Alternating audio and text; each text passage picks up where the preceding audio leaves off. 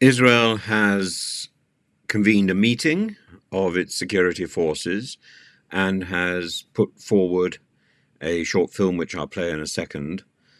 Meanwhile, Iran has blustered with threats both to Israel and to America, and has readied the country for defending itself against an attack by Israel, a retaliatory attack. Israel is being very guarded about what it's proposing to do, and indeed there's been a lot of encouragement from the United States and other countries for it to be extremely cautious in its response. Meanwhile, Liz Truss has gone on record saying that she endorses a future presidency of Mr. Trump. I suppose that's the kiss of death, isn't it? Let's listen to what the chief of the IDF staff has got to say. Over the weekend, Iran launched a large-scale attack on Israel. Over 350 ballistic missiles, cruise missiles, armed drones, and rockets were fired from Iranian soil, as well as Iraq, Yemen, and Lebanon, towards the State of Israel. Across the skies of the Middle East, a coalition was activated to counter this attack, marking the start of the IDF's Operation Iron Shield. The Israel Defense Forces, together with the United States Central Command, the British and the French armed forces, and other partners, operated together in real time in the air, on the ground, and at sea. Defense systems were activated, the threats were intercepted, and Iran's attack on Israel failed. Operation Iron Shield proved the strength of our ironclad cooperation. I want to thank all our international partners who stood up to Iran's aggression. Iran's attack has created new opportunities for cooperation in the Middle East. We are closely assessing the situation.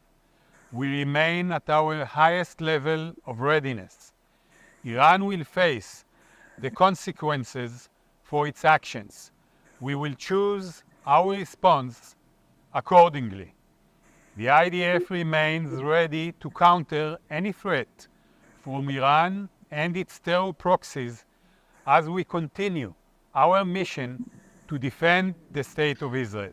I must say, I hope, like me, you share relief that this seems a very muted response by Herzi Halevi, and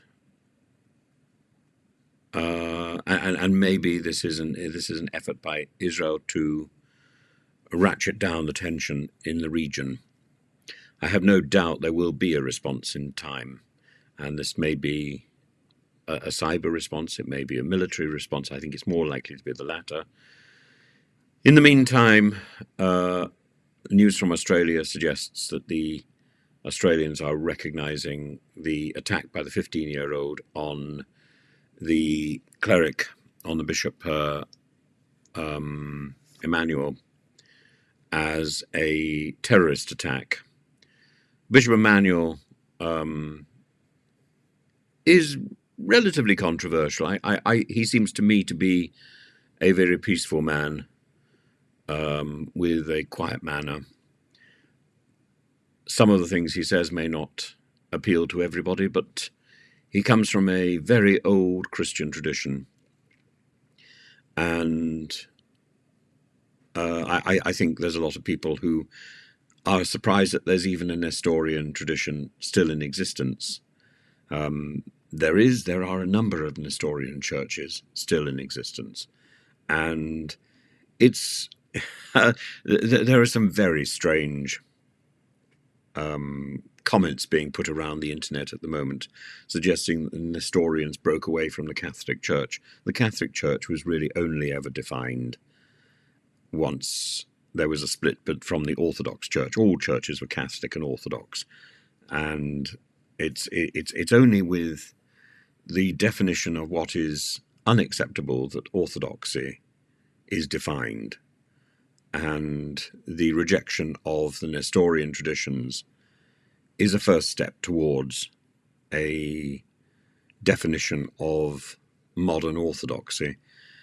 And I must say I enjoy Bishop Emmanuel's comments, but I am aware, as I say, that they are not to everybody's taste, and that sometimes he is a little more controversial than perhaps one would encourage.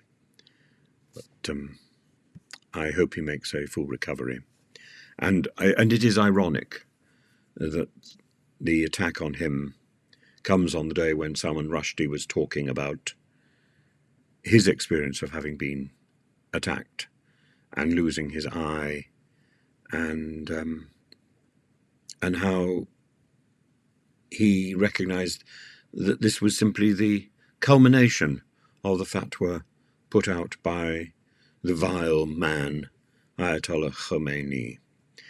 And I think we're seeing the beginnings of the end of that detestable Iranian Shia heresy. It's a distortion of everything that Islam stands for, and there are many Shia traditions which I'm sure are deeply shocked and deeply ashamed of the perversions that were put forward by the Ayatollah Khomeini, and that have led to the this horrific so-called theocracy in Iran. May it finish soon.